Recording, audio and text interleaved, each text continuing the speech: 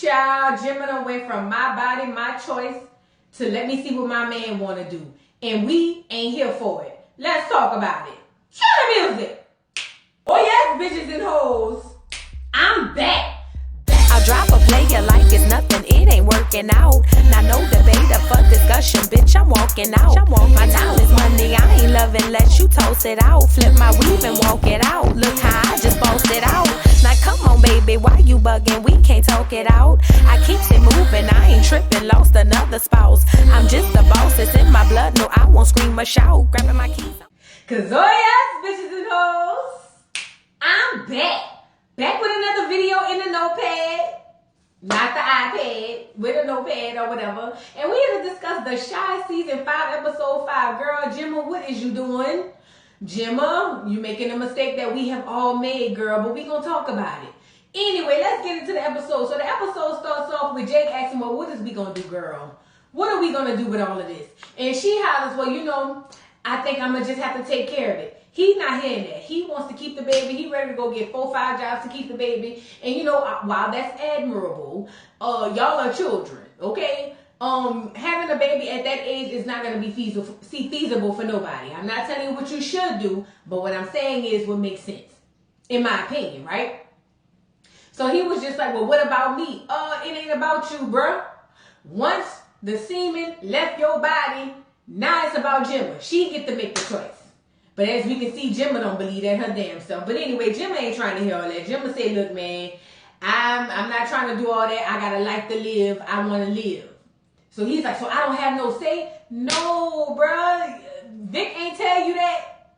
See, I know he ain't tell you that because he'll be having them type of problems. But anyway, he asked her, why you don't want to have my baby? And listen, maybe she just is like, it ain't about just you having a baby. Because at this moment, Jake is making it about him. Jake is bigger than you, fat. It's about Jemma, or whatever, and the baby. You not thinking further, fat. I get what you're saying, and I'm here for it. But you got to move forward. Let's move on. We move to the next scene. Emmett is listening to the podcast of the dude, the one who's telling him to go be celibate. And Keisha is still at the house. And for the life of me, I want to understand, why is Keisha still at your house? Girl, when was the last time you been home? Where is your baby? Did you move in? Because if you did, then I know you was plotting on Tiff and that boy to break up way long time ago so you can take that girl man. Even though he was yours first, it still don't count in a way. You know what I'm saying? Girl, where is your baby and where is your house? But anyway, he tell her, well, she asked him what he listening to, basically. And he was just like, oh, I'm just listening to this dude, you know, whatever the case may be. It gave me much Kevin Samuels. And I was just like, ugh.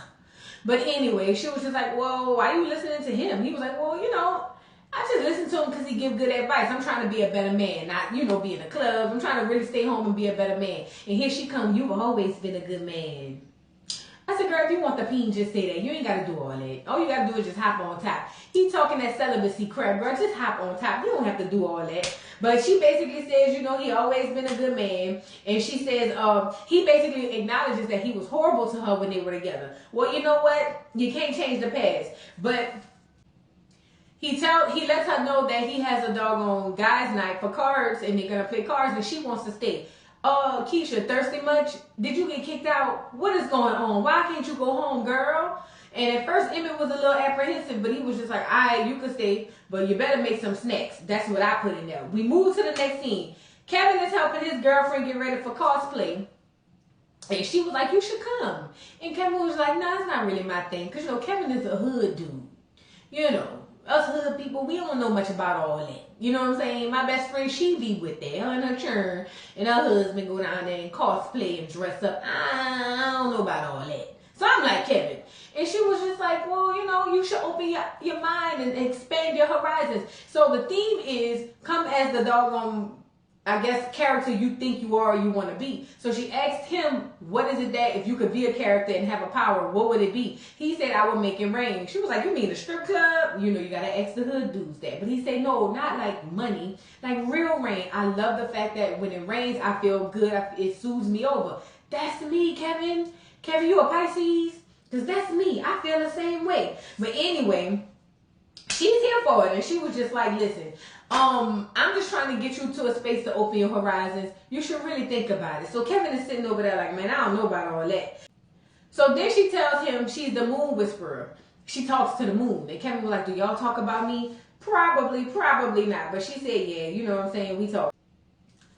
Anyway, she's trying to get him to come down there. And Kevin says it's really not his thing. Kevin, I'm going to need you to think outside of the box, please. And thank you. Let's move on. We move to the next scene. Jake is over there at the house and he sees Vic in the house all dressed up. So now Jake is like, nigga, where you going? And Vic was like, I ain't going nowhere. I'm just trying to look a little more, you know, approachable, make the people trust me and whatnot.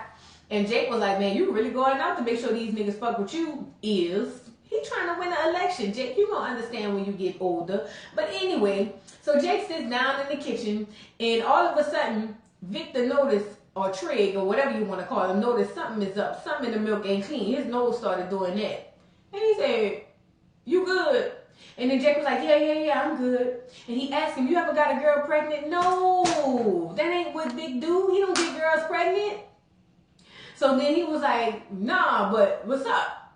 And, you know, Jake was like, oh, nothing. He was like, you ain't got nobody pregnant, do you? No. And like Victor said, Imani gave you them condoms for a reason, bro. You need to use them. If you need to talk to me, let me know. I feel like Victor knows. He just waiting on Jake to say something. Because who asks that type of stuff out of the blue? Nobody. So let's move on. We move to the next scene. Shad is in the bed with his new old lady. And she done turned him on to a good facial with the sea moss and all that stuff. Skin is glistening and popping and whatnot. And he was just like, ooh, girl, I ain't never had all of this. And she was just like, I want to introduce you to new things all the time. And you know, I feel like Shad is a good dude. Shad deserves a good woman like that. He deserves him a good woman like her. Because she going to introduce him to all type of stuff. Shad is here for it. But he was just like, you know, girl, I know it's only been a couple of weeks or a few weeks. But I love you. But he said it with the V. I love you. And she was just like, you know what?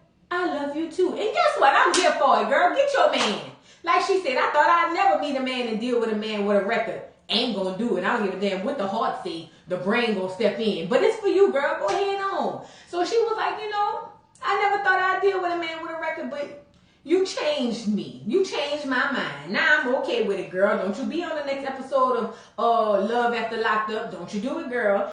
We move to the next scene. Rosin calls a meeting with Doodle, Q, and doggone Tracy because they got some children running around stealing boxes and packages. Now, this ain't that Friday type of stealing boxes. They stealing actual people packages, right? So Rosalind's whole thing is, look, they got people around here stealing boxes. We need to put an end to this because if we don't, then the people gonna feel like they're losing faith in us, and then henceforth gonna want to bring back the police, and we don't want that. But Q's whole thing is, look, I don't think nothing wrong with the police. All my friends is police. And Tracy was like, yeah, of course you do, because they crooked just like you. Duh. Like, what's the tea? So anyway, Rosin was like, I ain't trying to hear all that. We need to put a stop to this because we don't want no backlash on no other stuff, right? So Q was just like, well, all right, we'll go take care of it. We'll look into it or whatever the case may be. You know, Doodle over in the corner saying they're going to go holler at the boys and tell them they got to chill. Because, you know, Rosalind is running the shit. Rosalind is a boss bitch. Sometimes you just a boss. You know what I'm saying? Sometimes you can walk in on another bitch shit and with the niggas there and still take charge. Sometimes it happens like that, and that's all right. That's all right. But anyway, Rosin said, get it done. I don't care what y'all doing. Look at Q. Yes, ma'am. Q, is you smashing Rosin currently? Let's move on. We move to the next scene. Vic and Fatima. Vic sees Fatima at this event, and he goes up to her because he is smitten by Fatima. And he goes up to her, and he was like, you know, I heard you was going to be at this event. Because she tried to, well, she thought it was kind of like coincidental. But he was like, nah, somebody told me you was going to be here. And she was just like, oh, okay, I see you. I see you lurking and smirking and jerking. Girl, make sure he don't turn into a doggone stalker. But anyway, he said, yeah, somebody told me you was coming. And, you know, she was like, look, I'm only here because I heard about the story Tiara was talking about. I was coming here to get the story. So he was like, well, look, let's get out of here and go have a good time. You know, whatever, do have a little one-on-one. And she was like, I don't know about all that. How about later? And he said, okay, we could do it later. We moved to the next scene. Jake goes sees Kevin and walks in on Kevin looking like a throwback, low budget Batman or Spider-Man or something. I don't know what the hell Kevin had on. And Jake was like, bro, what is you doing? And Kevin was just like, nah. I'm going to this cosplay thing. Don't worry about it. But what's up? What's good? So So now Jake sits Kevin down and tells Kevin, Jemma is pregnant. Now immediately, this is different for Kevin because that was his old lady. Remember, he was the first old man. He was Reggie. He hit it first. You know what I'm saying? So Kevin was just like, He was like, well, you know, this is a big deal. Are you ready for this truly? And then here comes Jake. Yeah, I'm ready for this. And he was like, are you sure? And he's like, yeah, I'm ready. And then like Jake said, he was like, Jemma don't know if she want to keep it. And Kevin was the most, if you ask me, the most mature one of the two. He said, well, honestly, she has the right to make the decision. It's her body. Like, don't force it. I understand, but you know, it is what it is. This is where we are in the process. So now Jake is looking at him sideways and was like, you ain't jealous, is you? Jake, why would he be jealous? You took his old lady. I give you that. But now y'all been rolling down negative hill ever since. He got him a new girl who got class. She not going to get pregnant because she going to college and whatnot. See, your girl is all over the place. Why would he be jealous? But Kevin was like, no, I'm just trying to give you the best advice. Like, having a kid is a lot. And I know Kevin know that because he looked at his sister and is looking at his sister take care of a child. That shit ain't easy. Listen, y'all can go ahead on if y'all want. But anyway, Kevin was like, if you want the baby, just tell her. You know what I'm saying? Just tell her that's what you want. Moving forward, we move to the next scene. Jemma and Maisha is at a college fair, and Maisha is the only one colleging. Girl, Jemma is walking around replaying conversations like I do in my head, but replaying conversations and walking around thinking about what Jake wanted, what Jake need, and this, that, and the third. She can't even get a pamphlet. And I'm just like, Jemma, you already taking the L, fat. You're taking the L. Either way, her and Maisha get in the bathroom, and Maisha was like, girl, what is up? What is wrong with you? Jemma said she don't know what she want to do. Jake want to keep the baby. She said she had a dream that she had the baby and it was all bliss. And then Maisha said, well, what happened when you woke up? She said, oh, it was different. Duh. Listen, people got to stop looking at their dreams as if they just black and white like they dream them. There's a lot of symbolism in it. If you had the dream and everything was bliss, but when you woke up, you snapped back to reality like a Thanos snap, girl, that's telling you it ain't what it's going to be. But you a child. I ain't expecting you to know that. But anyway, girl, Maisha ain't here for it. Maisha was like, listen, this ain't me, this you. I'm going to help you out or whatever the case may be. But girl, you got to do what's best for you at the end of the day. I feel like Jemma is super scared. And, yeah, you going to see. Let's move on. We move to the next scene. Bakari tries to ride Emmett down at Smokey's. Girl, he pulled that gun on Emmett, and Emmett looked like he almost shitted 10 bricks. So now, Shad sees him and was just like, Bakari, is that you? First of all, it gave me so much. What's that movie? Is it I'm Gonna Get You Sucker? One of them movies. No, it was White Men Can't Jump. When that dude went in to rob the store because he had to pay the dudes for the bet across the street with Wesley Snipes and them. And he said, boy, is that you? Take that damn mask off. That was the vibes it gave me. But either way, Shy noticed him and was just like, bro, what is you doing? Like, give me your gun. Took the gun and was like, you ain't even have enough bullets to rob nobody in here. Go sit down. So now he goes sit down. Shy go check on Emmett. Emmett's still looking like he done shitted 10 bricks and got 10 more to go. And he was like, look, man, I'm sorry. He just a lost kid. He all right. But can you get him something to eat? Get him something to eat, nigga. I'm about to call 911. Oh, my bad. You can't even do that. Y'all is the police. Where is Victor in the Rock Center when you need him? Either way, Emmett ain't trying to get that boy nothing to eat. Emmett was like, nigga, you done lost your mind. You just tried to rob me. And like, Shy was like, come on, brother. Just hook him up. He a lost child. He lost. I would have said, let his mom find him. Motherfuck him. Let his mom love him. Ain't about to feed him. But either way, he got him to, say he'll feed him. So he sits down with Bakari and was like, bro, what is going on with you? Like, you need a job. Like, where are you working? How do you make money? So now we find out Bakari is actually working with the people stealing the packages. That's how he make his money. So I'm like, well, shit. And then Shad asked, well, where you living at? How do you sleep? Where do you sleep? And he said, well, I got kicked out of my friend's house. So basically, I'm homeless. So this touches Shad. Because Shad feels like, I wish somebody would have looked out for me like this. So Shad said, you know what? Eat this food, because Emmett dropped it off reluctantly. But he said, eat this food, and we gonna get you taken care of, bro. And like Bakari said, why do you care? He was like, because nigga, I ain't had nobody to care about me. Duh, I'm trying to pay it forward. Have you not seen the movie? Duh, I don't understand. But them kids don't know nothing about it. Anyway, we move to the next scene. Jake is hooking up Kevin's outfit because he looked a hot ass mess. Jake, you might have a doggone career in fashion because you did a good job. Kevin liked it. The people gonna like it too. We move on. Emmett is over there and tell Keisha that he almost got robbed. So he done come home and tell Keisha, listen, girl, my day was horrible. The worst it's ever been. They almost robbed me out of my drawers down there at Smokey's. So Keisha was like, oh my God, you know, she trying to make her place into the relationship. So she gonna do whatever it takes. She gonna man me this up, right? She was like, oh my God, are you okay? Like, are you good? And then she noticed that he had Smokies on the table. And she was like, what is you doing with that? He was like, I'm about to feed these badass kids. What you mean? She's like, why wouldn't you cook them something? I ain't got time to cook, and it's free. Like, what's the big deal? She was like, let me make everybody some food. So she gets on in the kitchen and makes some spaghettis with the Italian noodles. I call them the Italian noodles because they're not the long ones. I ain't like that, but okay, maybe that's a Chicago thing. I'm pretty sure it still tastes good because y'all can cook y'all ass off up in there. But girl, that girl that made a whole gourmet Sicilian meal. Girl, Emmett come out the shower with his towel on. Emmett, was you thirst trapping? Not the here nor there. But he come out the shower with his towel on. She tell him to taste it. Girl, he's tasting it and can't believe his mouth. Keisha is trying to solidify her place, as she should. I ain't mad at it, but girl, when is you going home again? Anyway, we move to the next scene. Victor and Fatima is down there at dinner. They went to this Mexican spot to have a conversation and talk or whatever. And Fatima's whole thing is, why is you presenting this fake ass image to these people? If you love trans women, why are you putting it out to the people as if you are a straight man, like a straight cis man?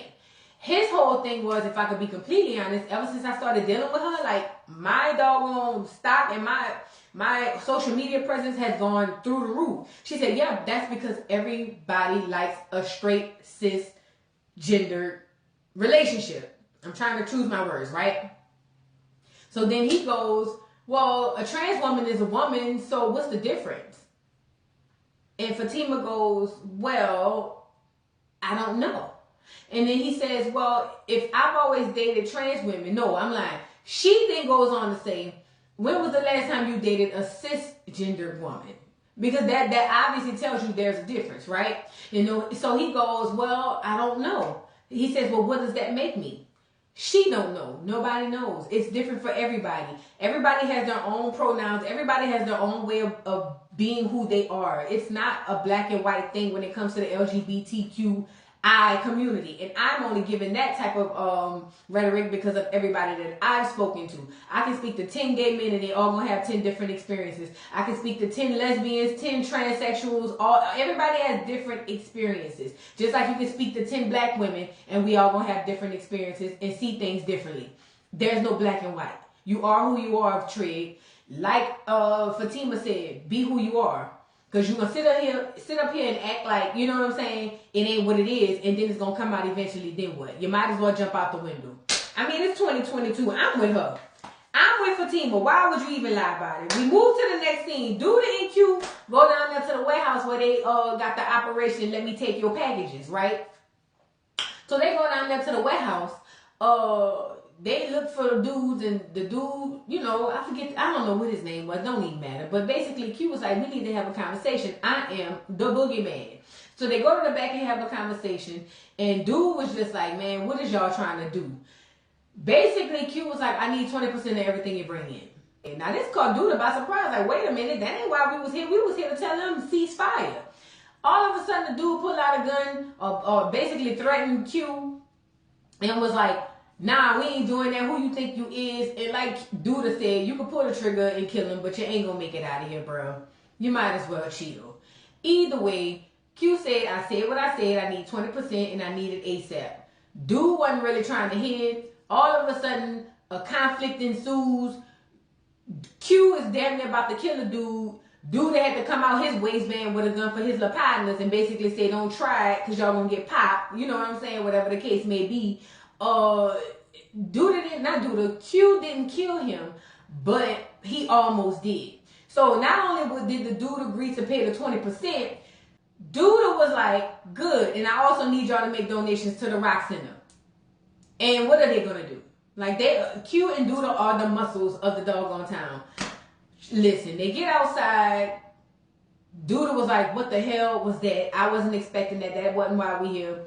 Q said, man, look, I know what I'm doing. We might as well make an ally. It's going to be cool. And we can make a couple of dollars off top.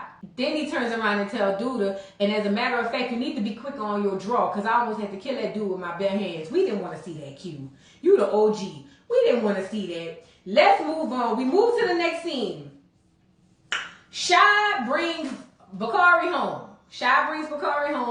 Sit him down. He was like, listen, I know I got you in here. It's really not my spot, but I don't want to see you on the street, so you can stay here. It's all cool. I'll just have to figure the other part out with Victor on the other end. But anyway, Bakari was like, bro, why are you doing this? And like Shy said, what you want to be homeless? Like, what is going on? Like, why wouldn't you let me help you?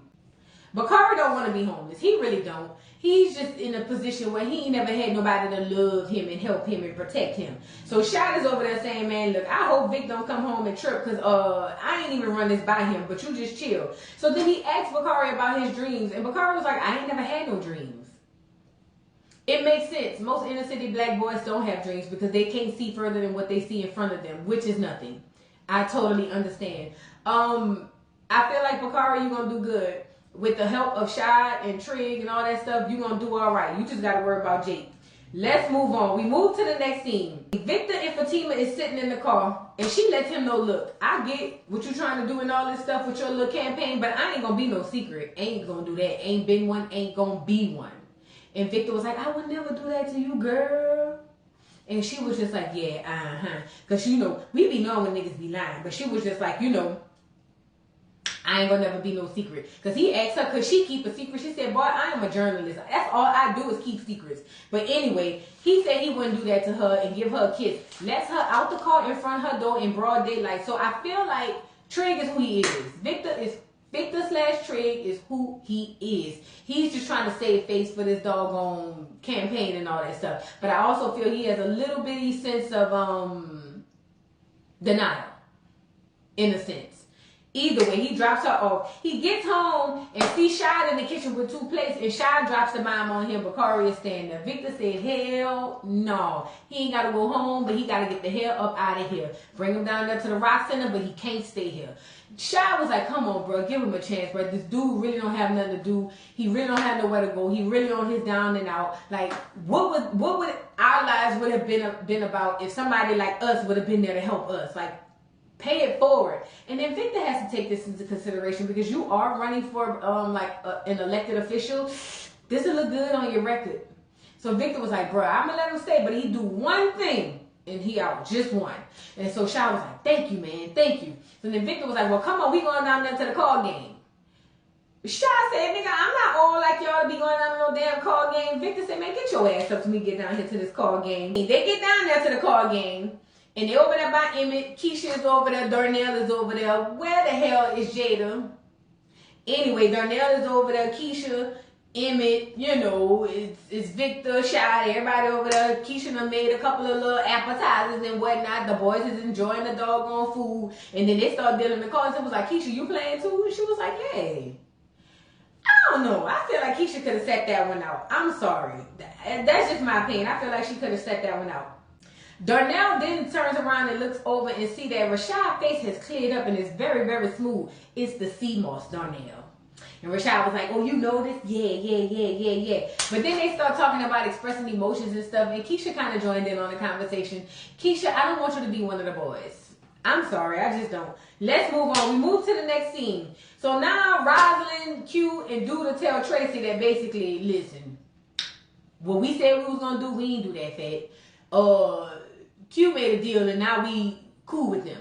Tracy was like, that is not what I asked y'all to do. Why would y'all go over there and do this? Like Q said, we need allies. We don't need enemies, we need allies. So I figured, you know, if I get cool with them, it's cool. Rosalind really don't give a damn. She was just like, that's fine. Just tell them to lay low with that bullshit for now, because we got shit to do. We don't need that type of distraction. Tracy ain't trying to hear it. Q and doggone Rosalind leave, and Tracy was like, you know, I thought you was the love of my life. I thought you was the man of my dreams. But it turns out you just letting Q run all the shit. And Duda was like, he the money man. What you want me to do? And she was like, I thought you was the one. But you not. Girl, please. Let's move on. We move to the next scene. Papa is over there to help Bakari find out what his dreams is. And Bakari was like, bruh, I did not want you over here for that. I asked you to come over here and smoke. What is you saying? Papa was like, but no, bro. Like, I'm really trying to just help you out on some stuff, man. I don't want to hear all that. Pass the weed. So anyway, they start smoking. And then Papa was like, so what are your dreams? And he was just like, I don't know. And it gives Papa the idea, oh shit, I should do a podcast called Black Boys and His Dreams. And Bakari looking at him like, nigga, what? And then he was like, nah, everything ain't for public consumption. Maybe I should do a podcast called that, Everything is for Public Consumption. Like Bakari said, Papa, you talk too much, bro. Just smoke. That ain't why I called you over here. We move to the next scene. Emmett and Keisha is over there doing too much at the card game. Everybody at the card game is noticing that they have a real good, close, if you know what I mean, relationship. Moving on, Kevin arrived to the cosplay thing and see his old lady. She see him and was like, oh, you looking good, babe. I like that. Thanks to Jake, the designer. Jake did it, but they go on and take them some pics. Moving on, they back at the card game. Darnell was talking about how he used to be a DJ. And Emmett was like, bro, you used to go down there to the bar on Sundays and play music on your 8-track. That brings them up to 8 tracks. And Shai was like, listen, man, they need to bring back 8 tracks. That was the best music and the best times and whatever the case may be. Darnell started talking about how Jodeci can't compare to whatever group that was back in the 70s. I can't remember. They just having a good time. And Keisha is here for it. Keisha is really here for it and having a good time with them. I mean, I just don't like the one of the boys type of girlfriends. Because I don't want my man to be one of the girls. Am I wrong? Is that bad? I don't know, and I really don't care. But basically, yeah, that's what they doing. We move to the next scene. Jemma tells her dad, along with Jake, that she won't keep her baby. And the daddy said, baby, you gonna get rid of this baby. You done lost your rabbit ass mind. Now, Jemma said, it is my body, my choice. I'm saying you cutting that to the wrong person, girl. Anyway, the daddy was like, listen, you can mess around here and try to do all this stuff, but you got to understand, this is a very tough decision. You are going to be the one to pay the price. Jemma, I thought you were smarter than this. I thought you were smarter than this. I thought you were smarter than to get pregnant, and then I thought you were smarter than to make a decision based off of because your man feels some type of way. This the rest of your life, Ed. That's all I'm asking, and that's all I'm saying. We move on to the next scene. Darnell and everybody leave.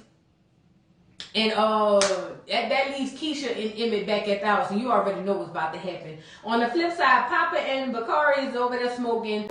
And then Shai's looking in the mirror, right? Shai's looking in the mirror at the man in the mirror. And guess what? He's a good man, Shai. You just need to get you a job and provide for yourself. Victor's over there laying in bed and he texts Fatima to say goodnight. He really is feeling Fatima. Well, bring that girl out publicly, like they said. Moving on, Jake comes home to see Bakari and I was like, bro, what the fuck you doing in my house? And Bakari was like, man, fuck out of here. Next thing you know, they about to fight. Shai and Victor come out the room to stop them, break them up.